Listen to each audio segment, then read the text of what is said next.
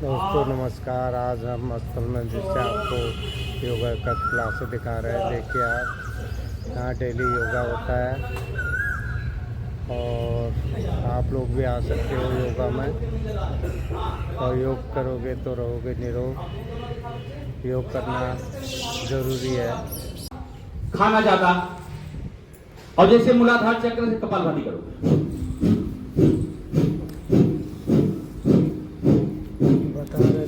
और जैसे ही चक्र पहुंचा आपके स्वादिष्ठान चक्र पे। अब स्वादिष्ठान चक्र कहां है, मूलाधार चक्र कहां है? एनम रेक्टम के बीच में ऊपर 1.5 है ना। यहां से समझो आपकी हड्डी स्पाइन वाली शुरू होती है, स्टार्ट होती है। फिर अब स्वादिष्ठान चक्र को आप 3-3.5 अंगुल नाप लो नाभि से नीचे, है ना। और ठीक यहीं से मान लो रोशनी डालो टार्च से, ठीक पीछे जहां जाती है या तो है स्पाइन में। आगे से बताते हैं, चूंकि पीछे से कैसे बताएंगे वहां पे। अब ये जग गया तो क्या होगा? जल तत्व है यहां। आपको जल को बैलेंसिंग करने की आदत पड़ जाएगी। बैलेंसिंग रहेगा। जल आप ले रहे हो नहीं ले रहे हो, कम ज्यादा होगा ही नहीं। हाँ, और इसी तरह से, और यहां से क्या आता है? शांति, प्रेम। लेकिन सबसे ज्यादा यहां पे रिप्रोडक्टिव सिस्टम के अंग आपके खराब होंगे ही नहीं जिनका जग गया होगा। रिप्रोडक्टिव सिस्टम खराब होंगे ही नहीं प्रेजेंट पर, जग गया है। वहां नसें खुल जाएंगी, वहां एक हीरे की तरह चमक रहेगी। एक कमल का फूल कहते हैं खिलता है मूलाधार चक्र में और स्वादिष्ठान चक्र में। तो मंत्र हैं इनके, उन मंत्रों के द्वारा जगा करके कुंडली जागरण किया जाता है। कपालभाति करते रहे। और जैसे ही मणिपुर चक्र पे आया, आपकी भूख बैलेंसिंग हो जाएगी। पेट और पेट से संबंधित बीमारियां नष्ट हो जाएंगी, होंगी नहीं बीमारियां। आप खाना खाओ तो ठीक, नहीं खाओ तो ठीक, और ऊर्जा यहां से निकलती है। अग्नि तत्व है ना, तो आपके शरीर में एक ऊर्जा दिखेगी, एक ताकत होगी शरीर में। और वैसे अनाहत चक्र पे आया, कपालभाति करते रहो। अनाहत चक्र पे आते ही ये प्रेम करुणा वाला जो वहां बोला था, यहां पे जगना शुरू हो जाता है। हृदय चक्र में ममता। महिलाओं में कितनी ममता होती है, पुरुषों में नहीं होती उतनी। वो ममता की देवी कही जाती हैं और सहन शक्ति की देवी कही जाती है। जितना वो सहती हैं, पुरुष नहीं सह सकता, उनकी क्षमता नहीं है। चाहे पुरुष में बल अधिक हो, लेकिन क्षमता जो सहन शक्ति और ममता और प्रेम करुणा दया उन पे है, उनसे सीखने की जरूरत है हमें। अनाहत चक्र में आते ही आनंद का पुट खुल जाता है। आप वायु को बैलेंसिंग कर लेते हैं, अपने प्राणों को आप जब चाहें तब निकाल सकते हैं, चाहे तो जब। आपकी चूंकि जो प्राण कैसे चल रही है शक्ति, वायु है प्राण शक्ति ना हमारी। भाई बच्चा जन्म लिया तो देखते हैं आवाज उसकी नहीं आ रही। आवाज कहां से आ रही है? ये प्राणों तो आ रही है, हवा निकलती ना शब्दों से। बच्चा को ठोकते हैं, पीटते हैं, हिलाते हैं, रुलाते हैं। उसकी जैसे ही सांस आई तैसे वो रोया, और रोया तो बोले ये जिंदा है, और नहीं रोया तो नहीं है, शरीर में नहीं है प्राण। तो ये प्राण शक्ति यहां पे जग जाती है। और जैसे आप कंठ पे आते हैं विशुद्धि चक्र, यहां से भूख प्यास आपकी बंद। एक कोई टीबी वाला पीछे कोई 10 दिन 15 दिन एक बाबा को रखा था और उसको 24 घंटे देख रहा था कि ये खाए पिए बिना कैसे रहता है।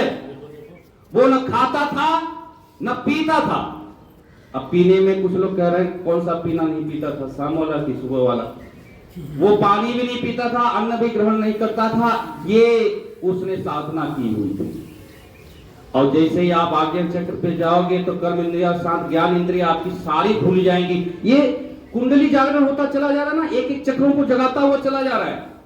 सुनना, ऊर्ध्वगामी होते हुए एक एक का, एक नहीं कि आपने नीचे वाला जगह है तो ऊपर वाला जगह लो, बीच का छूट गया, होगा ही नहीं, पहुंचेगा नहीं ना। बीच में ब्लॉकेज है, बंद है, तो पानी पाइप में कैसे आगे बढ़ेगा? तब बढ़ेगा ना जब बीच वाला भी एक एक खुलता जाएगा, है ना। एक एक गेट वाल खोलते जाओगे, पानी आगे पहुंचता जाएगा। उसी तरह से कुंडली जागरण ऊर्ध्वगामी, ऊर्ध्व क्यों? ऊपर उठ रही है, ऊर्ध्व मतलब ऊपर उठ रही है। जैसे याज्ञ चक्र पे आप जाते हो, त्रिकालदर्शी हो जाते हो, भूत भविष्य वर्तमान तो सभी जानते हैं, भूत भविष्य के बारे में जो बताते हैं ज्ञानी लोग, सिद्ध लोग, वो वहीं से बता देते हैं कि आपको आने वाले इस दिन में ये होगा, इतने पुत्र होंगे, ये होगा, फलाना होगा, ठिकाना होगा, सारी चीजें वो त्रिकालदर्शी हो जाते हैं। और जैसे साथ साथ चक्र जगता है तो पूरा ब्रह्मांड, यद ब्रह्मांडे तत्पिंडे, कपालभाति करें, जो ब्रह्मांड में है। ब्रह्मांड में क्या है? ब्रह्मांड किससे बना है? ब्रह्मांड 5 चीजों से बना हुआ है। तुलसीदास चौपाई, तीजल पावा गगन समीरा पंचरचित अधम शरीरा। तो ब्रह्मांड इसी 5 में तत्व से ओम बना हुआ है, और उसी 5 तत्व से हमारी शरीर बनी है। अब ब्रह्मांड को वैसे हम लोग देखने लगे, जो हम सिद्ध नहीं हैं, तो हम ब्रह्मांड नहीं देख पाएंगे, वो देख पाएंगे जिनको साक्षात चक्र जग गया है। और वहां से घूम के फिर यही आती है, तीनों यही मिल जाती है आज्ञा चक्र में। और प्रतीत कहां से होता है कि हमारा कौन सा ईड़ा पिंगड़ा में चल रहा है, वही बार बार मैं समझाने और बताने के प्रयास करता हूं। 60 में ले रहा हूं, आगे छोटा कर रहा हूं कि आपका बायां स्वर चल रहा है तो बायां अंग आपका जग रहा है, आपका दाहिना स्वर चल रहा है तो दाहिना अंग आपका जग रहा है, बाकी दूसरा सो रहा है। इसीलिए कहता हूं कि दिन में आप बायां अंग अपना चला के रखिए। क्यों? कपालभाति करते रहे, बायां स्वर दिन भर चला के रखिए, जगा के रखिए। क्यों बोलता हूं? कभी सोचा? हाई बीपी वालों को बार बार बोलता रहता हूं कि आप अपना स्वर चेंज करिए, अपने स्वर को पहचानिए, अपने स्वर को दिन भर देखिए, जो स्वर चल रहा है वही पैर आगे बढ़ाइए, क्योंकि वो जिंदा है। क्यों? बाएं तरफ क्या है? लेफ्ट साइड में क्या है? लेफ्ट साइड में हार्ट है, लेफ्ट साइड में आपका पेट है। यही चलाना है ना, इधर से ऊर्जा मिलेगी और इधर ये पंप खींचेगा और ठंडक देगा। क्योंकि आप जैसे ही खाना खाते हो एक ऊर्जा मिलती है, गर्मी शरीर में, अग्नि, जठार अग्नि प्रज्वलित हो जाती है, एक चूल्हा अंदर जगने लगता है। जैसे बाहर चूल्हा आप जलाते हो खाना बनाने के लिए, वैसे ही हमारे पेट की कुछ भी डालो, आप एक बिस्कुट डालें, फट से अग्नि जग ली। भाई आपको चाय बनाना है, चाहे थोड़ा पानी गर्म करना है, चाहे खिचड़ी बनाना है, चाहे सब्जी बनाना, दाल बनाना, रोटी बनाना, पराठा बनाना, कुछ भी बनाना, तो आप अग्नि प्रज्वलित करोगे ना, तभी तो बनेगा। नहीं बनेगा ना, नहीं तो वैसे ही जैसे ही आपने डाला तो सारी शरीर की अग्नि आके इकट्ठा होके पेट में ताकत लगा उसे पचाना शुरू कर दी। तो कहते क्यों व्रत रहो? जब आप व्रत रहते हो, कुछ नहीं खाते हो, तो जो पेट में ताकत लगा रही अग्नि, उस खाने को पचाने के लिए, बिस्कुट को पचाने के लिए, चाय को पचाने के लिए, आपकी रोटी पचाने के लिए, आपको खाना पचाने के लिए, वो फिर ताकत लगती आपको बीमारी को ठीक करने के लिए। जहां पे आपकी बीमारी है, जो आपको दिक्कत है, वो ऊर्जा वहां पे फिर खर्च होती है। क्योंकि आप हर 2 घंटे 3 घंटे में डाले जा रहे हो पेट में, और यहीं पे सारी ऊर्जा लगी जा रही है पचाने में, इसलिए आपके बीमारी को ठीक करने के लिए वो ऊर्जा पहुंच ही नहीं पा रही है। एक बार में एक ही तो पकाओगे, एक चूल्हा है तो, 2 चूल्हा है तो 2 चीज पका लोगे, 3 है 3 चीज पका लोगे, 4 है तो 4 चीज पका लोगे। भाई वही तो ऊर्जा लगेगी जहां आप पका रहे हो। इसीलिए कहते हैं हफ्ते में कम से कम एक व्रत, एकादशी का व्रत, और हमारे आते हैं तिथि त्योहार, उनमें व्रत रखना। अब व्रत रखना कैसा? जिस दिन व्रत है भैया, आलू उबाल दो, केला दे दो, सेब दे दो, मौसमी का जूस दे दो, हैं, और फिर शाम के कुट्टू का आटा का, ये इसका आटा का, उसका आटा का पूरी बना दो। लो, रोज पूरी नहीं खाते, उस दिन पूरी खाते और भंडार। एक दूसरा व्रत कैसे रहते हैं दिल्ली वाले, पूर्वांचल वालों को छोड़ के कैसे रहते हैं व्रत बताना? शाम को खाना खाते हैं ना, क्या भाई बिहार वाले भी खाते हैं? वो बिहार वाला मंगल का हमारे यहाँ व्रत करता है, ड्राइवर है। अब वो 12 बजे के बोलने लगा बीबी को, ऐसा कर लो आज कढ़ी चावल बना ली सब। 10 बजे तो व्रत है भाई, और लपेट रहा है 1 दर्जन केला। हाँ, और सुबह क्या मालूम आलू उबाल के खा के आया, वो कह नहीं गुरुजी आज जल्दी आया नहीं खा के आया। तो ये कौन सा व्रत हुआ? वो व्रत नहीं रखना है। व्रत रखना है आप खूब लिक्विड पियो, पानी पियो, नारियल पानी पियो, एक व्रत ये होता है इस पे रहना। दूसरा व्रत रहता है फ्रूट के जूस केवल पी के दिन भर 1 पियो, 2 पियो, 3, 5 गिलास पियो, चाहे 10 गिलास पियो, उस पे पी के रहना। तीसरा व्रत होता है कि केवल फ्रूट्स खा के रहना। कई बार शुगर वाले हैं 8-10 गिलास आप पियोगे जूस, वो ठीक नहीं है, चबा के खाओ। देखो कुछ लोग कहते हैं कि हमने मीठा खा लिया, शुगर वाले हैं नुकसान हो जाएगा। तो मीठा खाओ तो खाना मत खाओ, खाना के ऊपर कुछ भी खाओगे वो नुकसान करता है। तो इन चीजों के परहेज करिए। देखिए व्रत रखे तो देखिए जिसके कॉन्स्टिपेशन है, जिसका पेट बढ़ा हुआ है, जिसको शुगर है, खासतौर पर जिसको लीवर की प्रॉब्लम है, व्रत एक दिन नहीं लगातार व्रत रख रहे हो, रखो तो नवमी का लगातार रखो, लेकिन भैया केवल फ्रूट्स पे रहो। आलू मत खाओ उबाल के तल के, मूंगफली तो बिल्कुल मत खाओ, और केला तो जितने मोटे मोटे लोग हैं तो बिल्कुल मत खाओ, तब तो व्रत है, नहीं तो व्रत नहीं।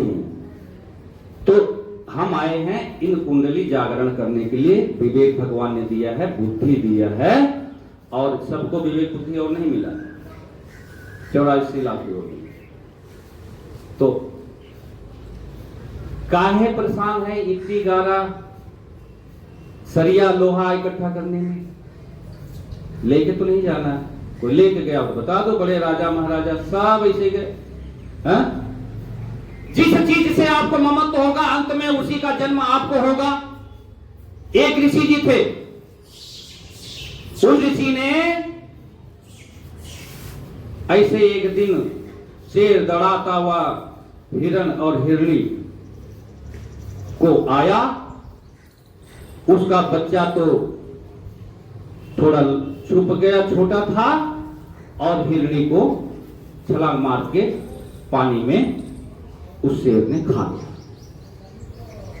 अब ऋषि महात्मा ने देखा, करे बच्चा छोटा सा, भाई इसको दूध पिलाया, खाना खिलाया, पानी पिलाया, रख लिया, और इतना ममत्व हो गया कि उनकी सिद्धियां जो प्राप्त थी, जाते जाते उनको यही टेंशन थी कि इसका क्या होगा, इस हिरणी के बच्चे को क्या होगा और क्या होगा। सोचते सोचते अगले जन्म में खुद वो हिरणी का ही जन्म लिया। क्यों? उनका चित्त वहीं पे लगा हुआ था, उनको सब ज्ञान था अगले जन्म में हिरणी होकर के भी, चूंकि सिद्ध पुरुष थे कि मैं महात्मा था, ये किया था, इसलिए ये मिला। बाद में उनका उद्धार हुआ। तो ऐसे बहुत कहानियां हैं। तो आप ममत्व अटक गए हो किसी चीज में, बस आप वही कुत्ते पाल के रखा हुआ लोगों के साथ, वो अगले जन्म में कुत्ते ही बन रहे हैं। जितना प्यार कुत्ते से है उतना बीवी से, बच्चों से नहीं है। एक ने तो कुत्ता उसका मर गया, उसका अपने बाप के बगल में कुत्ते की फोटो लगाई है, पहले तो 1 महीना खाई पी नहीं, बीमार हो गई, अभी बीमार ही है। एक्चुअल आंखों देखी बात बता रहा हूं।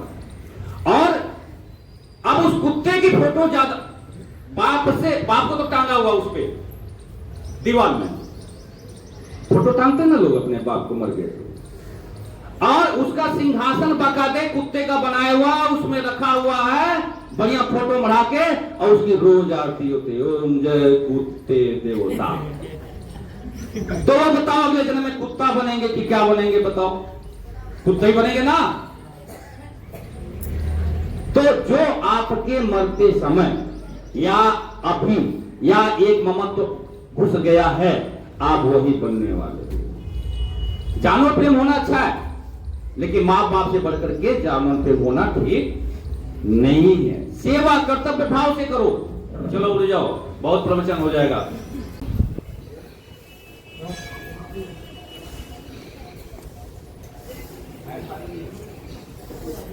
ऐसे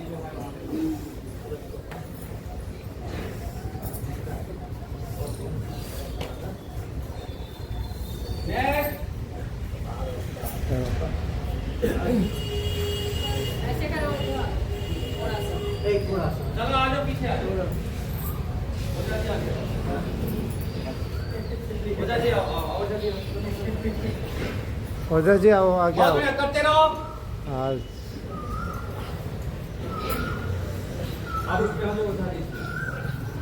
आज ओझा जी भी हमारे आए हैं, पुराने क्लास के, इनको ताली बजा के ओझा जी आए हुए हैं आज भैया, अरे हमारे पुराने साथी है, पुराने साथी हमारे ओझा जी।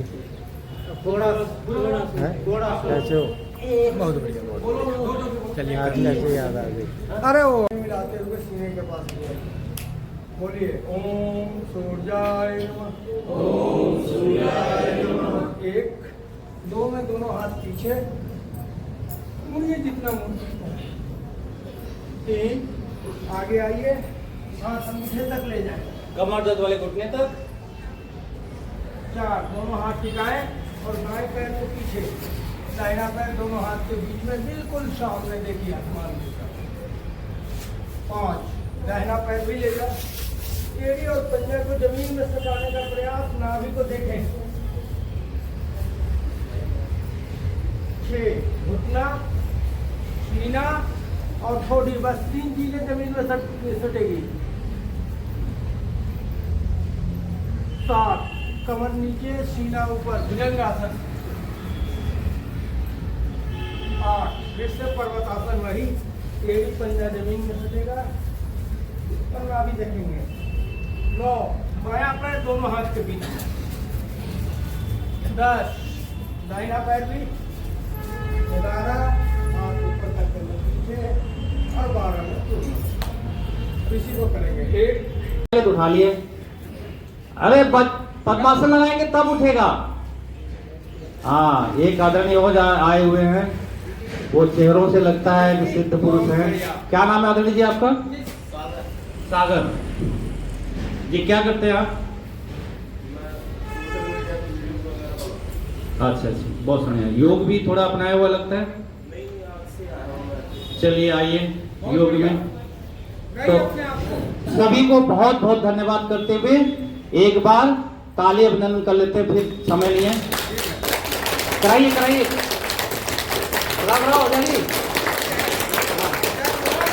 ताली ताली को काम करा। अरे कराओ, हम जरूर कराते हैं। हाँ कराओ। एक दो एक दो तीन, एक दो, एक दो तीन, एक दो, एक दो तीन, एक दो, एक दो तीन, एक दो, एक दो तीन, एक दो। आगे आप बोलिए।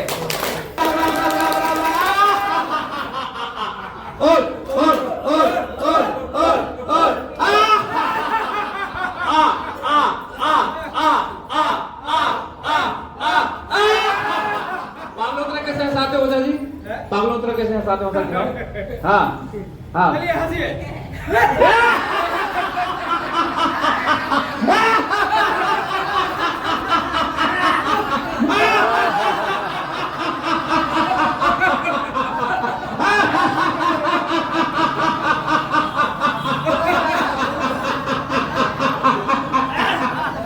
इस बार आपकी दांत नहीं दिखेगी, मुंह खुला नहीं, खुलेगा नहीं और अंदर ही अंदर हंसना है। हाँ।